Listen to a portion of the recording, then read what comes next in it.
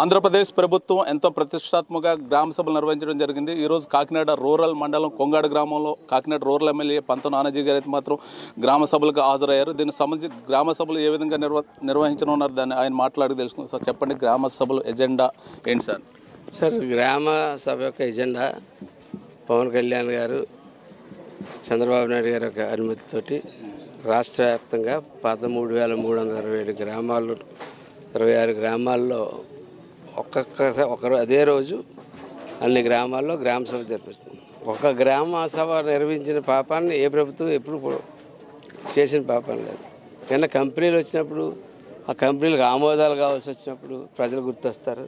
ప్రజలు గుర్తొచ్చి ఎప్పుడు గ్రామ సభ పెడుతుంటారు. పెట్టి దేనికోసం, ఆ కంపెనీకి అనుమతి కోసం పెట్టామనిపించి ఏదో చేసి మా వేస్తారు. అయ్యి గ్రామ సభలు అంటే మొట్టమొదటిసారిగా ప్రపంచ స్థాయిలోనే ఇన్ని గ్రామాల్లో గ్రామ సభలు పెట్టడం అన్నది పవన్ కళ్యాణ్ గారికి, చంద్రబాబు నాయుడు గారికి దక్కింది. ఇవాళ 4,500 కోట్ల నిధులతో 87 రకాలకు ఆమోదం పొంది ఉన్నాయి. ఫస్ట్ 38 రకాల పనులు చేస్తా ఉన్నాం. అందులో ప్రధానంగా 4 థీమ్లు ఎన్నుకోవడం జరిగింది. దీని సోషల్ ఆడిట్ కూడా నిర్వహిస్తాం, ఆ పారదర్శకత కూడా పెంచుతాం. ఆ కాకినాడ రోడ్లో 41 పంచాయతీల్లో స్వర్ణ గ్రామ పంచాయతీలుగా మార్చడానికి నిర్ణయం తీసుకోవడం జరిగింది. అందులో ఒకటోది నాణ్యమైన విద్యుత్, లో వోల్టేజ్ లేకుండా, ఏ వోల్టేజ్ లేకుండా నాణ్యమైన విద్యుత్ ఇవ్వాలన్నది ప్రధానమైన సంకల్పం. ఎక్కడైనా స్తంభాలు షార్టేజ్ ఉంటే స్తంభాలు రప్పించడం. అంటే ఈవేళ నువ్వు రాసుకుని వెళ్ళి రేపు రావాలంటే రేపు రాదు, ఎల్లుండి 4 రోజులు పడుతుంది. అది రాసుకుని ఒక విధానంలో చేసుకుంటూ వెళ్ళడానికి ఆ ప్రయత్నం కూడా ఇప్పుడు దాకా ఎవరు చేయలేదు. మొత్తం యుద్ధ వాతావరణం అయిపోయిన తర్వాత శిథిలాలతో ఉన్న రాష్ట్రాన్ని మాకు అప్పచెప్పి వెళ్తే మేము ఈ గ్రామ సభల ద్వారా ఆ సమస్యలు తెలుసుకుని తయారు చేయడానికి ఈవేళ విద్యుత్ గురించి, మంచినీరు గురించి, మరుగుదొడ్ల గురించి, వంట గ్యాస్ నుంచి, కుటుంబ అవసరాలు first theme. Second theme community అవసరాలు, తాగునీరు సరఫరా, డ్రైనేజ్ సౌకర్యం, వీధి దీపాలు, కమ్యూనిటీ అందరికీ కావాల్సినటువంటి కమ్యూనిటీ అవసరాలు. థర్డ్ థీమ్ రహదారుల అనుసంధానం. గ్రామంలో ఒక వీధి నుంచి ఒక వీధికి వెళ్ళే రహదారులు, ఈ గ్రామం నుంచి ఇంకో గ్రామానికి వెళ్ళే ఇంటర్లింక్ రహదారులు, వ్యవసాయదారులు వెళ్ళేటువంటి అనేక దారులు, అన్ని దారులని కూడా అనుసంధానం చేసుకుంటూ కలుపుకుంటూ ఎక్కడికక్కడ మంచి రోడ్లు నిర్మాణం చేయడానికి. 4వది నీటి సంరక్షణ కొరకు ట్రెంచెస్ మరియు పౌండ్లు. అంటే మీరు కొబ్బరి చెట్ల దగ్గర అక్కడ రోజు నీళ్ళు లేకుండా వర్షం వచ్చినప్పుడు, మాన్సూన్ వచ్చినప్పుడు మీరు గట్టు కట్టుకున్నారనుకో, గట్టు కట్టుకుంటే ప్రభుత్వం ప్రోత్సాహం ఇస్తుంది దాంట్లో. అలాగే పండ్ల తోటల పెంపకం, పట్టు పరిశ్రమల అభివృద్ధి, వాళ్ళన్నిటికీ మీరు చేస్తే ఖచ్చితంగా ప్రభుత్వం సబ్సిడీలతో ముందుకు వచ్చి మిమ్మల్ని ఎంకరేజ్ చేస్తుంది. అలాగే గ్రామంలో పశు అభివృద్ధి చేయాలి. పశువులు అభివృద్ధి చేయాలంటే పశువులకి మనకులాగే ఒక షెడ్డు, మనకు నీడలాగా ఉందో పశువులకు కూడా ఒక నీడ ఉండాలన్నట్టు ఒక సంకల్పంతో ముందు దోమతెరలు కూడా దీంట్లోకి ముందు ఇంకా నెక్స్ట్ ఇయర్ తరబడి కూడా అలా కలుగుతాయి. కోళ్ళు పెంచడానికి కానీ, మేకలు, గొర్రెలు పెంచడానికి కానీ 90% సబ్సిడీతో 10% రైతు పెట్టుకోవాలి. ఉన్న 90% ప్రభుత్వం ఇస్తుంది. మనకు సొంత స్థలం ఉండాలి, అది ఖచ్చితంగా సొంత స్థలం ఉండాలి. అది ఇక్కడ షెడ్ తీసుకుని ఎవరిగా అమ్మేద్దామంటే కుదరదు. సొంత స్థలం ఉండి షెడ్ వేసుకోవాలి. అటువంటి కార్యక్రమాలు ఫస్ట్ 4 పెట్టి స్వర్ణ పంచాయతీలు చేయాలన్నదే. గ్రామ స్వరాజ్యం, మహాత్మా గాంధీ గ్రామ స్వరాజ్యం దాన్ని సర్వనాశనం చేసేసారు ప్రెసిడెంట్లు. ఎందుకు ఎన్నికయ్యారో వీళ్ళకే తెలియదు. వెళ్తున్నారు, ఇల్లు వస్తున్నారు, నిధులన్నీ ఎవడో పట్టుకుపోతా ఉన్నాడు. ₹1 ఖర్చు పెట్టడానికి లేదు, మొత్తం ప్రతి రూపాయి. రాగానే జెండా వందనానికి ఎన్ని వేసారండి మీ గ్రామానికి? 10,000 రూపాయలు. పెద్ద మంది గ్రామానికి 10,000 రూపాయలు. ఎప్పుడైనా ₹100 జెండా వందనానికి ఒక దేశభక్తి ఎక్కడైనా కనపడిందండి? ఎక్కడన్నా ఒక దేశభక్తి కనపడాలి. అంతేకాకుండా ఇందులో పనిలో భాగంగా అంటే ఇప్పుడు దీనికి సంబంధించిన ఎన్ని రకాల పనులు చేయనున్నారు? దీనికి సంబంధించి మొత్తం టోటల్గా ఒక బ్రిడ్జి, ఒక కాంట్రాక్టర్ సగం నిర్మాణం చేసి వెళ్ళిపోయాడు. ఆవేళ నిధుల కొరత వల్ల ఎందువల్ల వెళ్ళిపోయాడు. అతను మనం పిలిపించాం, మాట్లాడుతూ ఉన్నాం, అతనితో నెగోషియేట్ చేస్తూ ఉన్నాం. అతను త్వరలో మొదలెడతా అన్నాడు. అతను అక్కడ ఉన్న కొంతమంది రైతులకి శిస్తు కూడా కట్టాలా, అది పరికరాలు పెట్టుకున్నా ఇవన్నీ చేసుకుని కట్టాలా. అది కూడా ఆయనతో మాట్లాడడం, ఈయన ఎలాగరికి ఇస్తా అన్నాడు. సగం ఆగిపోయిన లిఫ్ట్ ఇరిగేషన్ స్వయంగా పవన్ కళ్యాణ్ గారు ఆయన చేస్తానని చెప్పి మాట ఇచ్చారు. ఖచ్చితంగా అది పూర్తి చేస్తామని ఇక్కడ చెప్పాం. ఇక్కడ లింక్ రోడ్లు అడిగారు, కొంగోడు నుంచి గొల్లపాలెంకి లింక్ రోడ్లు అడిగారు. అలాగే బీసీపేట నుంచి గొల్లపాలెం కొంగోడుకి వచ్చి గొల్లపాలెం వెళ్ళడానికి ఒక లింక్ రోడ్ అడిగారు. వెంకటేశ్వర కాలనీలో 2 పోల్స్ అడిగారు.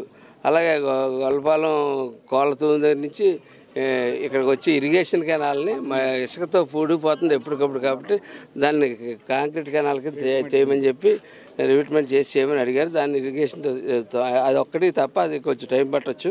తప్పితే మిగిలిన డ్రింకింగ్ వాటర్ గురించి అడిగారు. ఎస్సీపేటలో అది 2 కిలోమీటర్లు ఎస్సీపేటలో అడిగారు. ఓవరాల్గా మన చేతికి ప్రభుత్వం వచ్చేసరికి ఏ ఊర్లోనే ఎక్కడ మంచినీరు లేదు. ఎక్కడ కూడా ఒకవేళ మంచినీరు ఉన్నా, వాడుక నీరున్నా ఆ రంగు నీరుతో స్నానం చేసి రంగు నీరుతో నోరు పొక్కలు ఇచ్చుకున్నా వెళ్ళి. ఎందుకంటే మామూలు వాటర్ బయట కొనుక్కోవడం అలవాటు పడిపోయారు వీళ్ళందరూ. రోజు 2 కాళ్ళు మయాన్ని ఇలా పెట్టి పిల్లల్ని ఎదరెట్టుకుని వస్తుంటే టెన్షన్ వచ్చేస్తుంది మాకు. గ్రామ సభలమే నిరంతర ప్రక్రియ అండి. దీని మీద సమస్యలు అంటే గ్రామంలో ఉన్న పలు అనేక సమస్యలను గ్రామంలో పరిష్కరించే ప్రతి చోట కూడా ఈవేళ ప్రతి గ్రామంలో కూడా ఏమేమి సమస్యలు ఉన్నాయో వేళ వస్తుంది మాకు. రేపటికి మాకు చేరతాయి అన్నీ. ప్రతి చోట ఆఫీసర్లు వెళ్ళారు, పంచాయతీ ఆఫీసర్లు వెళ్ళారు, ప్రతి చోట చేసుకుంటూ వస్తూ ఉన్నారు. వచ్చినవి అన్నీ సమగ్రంగా కూర్చుని వాటి పరిష్కారం ఖచ్చితంగా చేస్తాం. ఇందులో భాగంగానే తిరుగుతున్నప్పుడు మేము గమనించిన ఒకటి, ఈ మధ్యకాలంలో ఈ రాష్ట్రాన్ని పట్టి పీడిస్తున్న పెద్ద ఒక సమస్య ఉంది, పీడిఎస్ రైస్. పీడిఎస్ రైస్ ఒక గొప్పతనం వీళ్ళకి తెలియట్లేదు ఎవరికి. దానికి భారత ప్రభుత్వం, మోడీ గారి ఆధ్వర్యంలో ఉన్నటువంటి భారత ప్రభుత్వం ఇవాళ దాంట్లో పోషకాహారాలు కలిపి ఇవ్వడం జరిగింది. ఇవాళ దొంగలు కూడా దాన్ని బట్టే పట్టుకోగలుగుతున్నాం. అది పీడిఎస్ బియ్యం అని చెప్పి అవి తగులుతుంటేనే అది మేము ఈ దొంగలు పట్టుకోబోతున్నాం.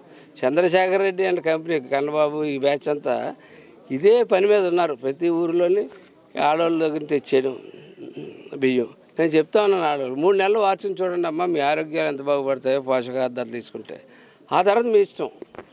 దయచేసి అంత కష్టపడి మీ గురించి పోషక పదార్థాలు కలిపి ఎన్ని చేసి 42 రూపాయలు కొని మీకు ఊరికే కూడా ఉంటే 42 రూపాయలు మీ ఇంటికి చేరేత్తలో 42 రూపాయలు అవుతుంది ప్రభుత్వానికి. నువ్వేమో 2 రూపాయలకి, 5 రూపాయలకి, 10 రూపాయలకి నువ్వు అమ్మేస్తా ఉన్నావు.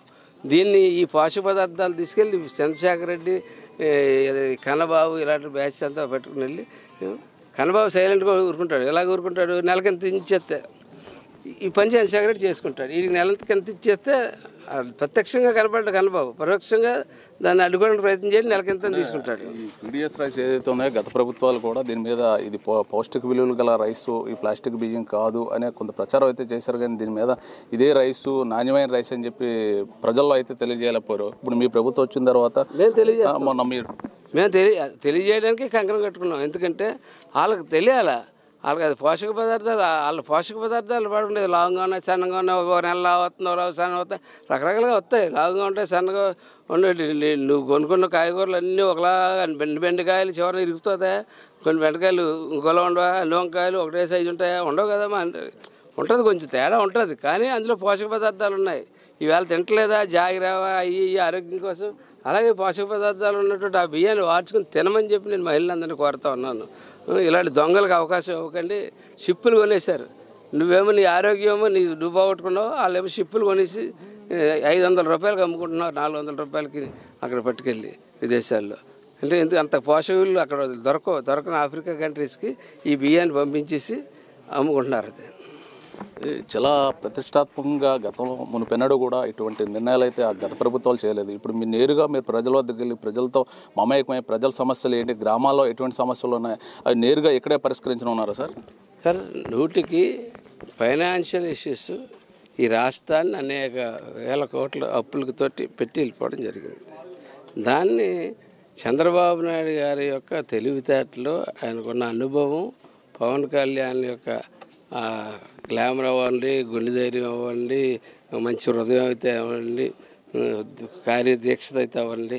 ఎందుకంటే పవన్ కళ్యాణ్ గారిని ఎలక్షన్ ముందు పవన్ కళ్యాణ్ వేరు, ఎలక్షన్ తర్వాత పవన్ కళ్యాణ్ వేరు. ఎలక్షన్ తర్వాత అతను పూర్తిగా ఇందులో నిమగ్నం అయిపోయి ప్రజలకు ఏం చేయాలా, ఎలా చేయాలన్న దాని మీద ఉన్నాడు ఆయన నిరంతరం. ఇంత గొప్ప గ్రామ సభ 13,326 చోట్ల ఏ రోజు ఒక చోట ఎక్కడ చేయలేదు ఎప్పుడు గ్రామ సభలో ప్రజలతోటి. ఏదైనా కంపెనీలకు అవసరం అయితే తప్ప. అటువంటిది చేస్తున్నారంటే మా చిత్తశుద్ధి మీరు ఆలోచించండి. మీరు మాది ఒక వయసే, మీది 10 వయసులు. అంటే ఇప్పుడు మీరు గ్రామాలు అభివృద్ధి చేస్తున్నారు. ఆల్రెడీ గత ప్రభుత్వం వారు ఏంటంటే మేము గ్రామ సచివాలయాలు తెచ్చి గ్రామాలని మెరుగైన అభివృద్ధి చేశాము అని చెప్పి వారు చెప్తున్నారు. అంటే గత ప్రభుత్వం అలా చూడండి, బ్రహ్మాండమైన అభివృద్ధిలో అయ్యో ఆడింట్లో నీళ్ళు తీసుకొచ్చి ఈడింట్లో వేసాను, ఈడింట్లో వేసాను. ఇదే అభివృద్ధి, ఇదే బ్రహ్మాండం పెట్టి ఏం చేశారు? గ్రామ సచివాలయాలు పెట్టి వారు ఏం అభివృద్ధి చేశారంటారు? మంచి యువతకి ఉద్యోగాలు ఇచ్చారు, అంతవరకు కరెక్టే. కానీ ఆ యువత యొక్క టాలెంట్ని వీళ్ళు వాడుకోలేదు.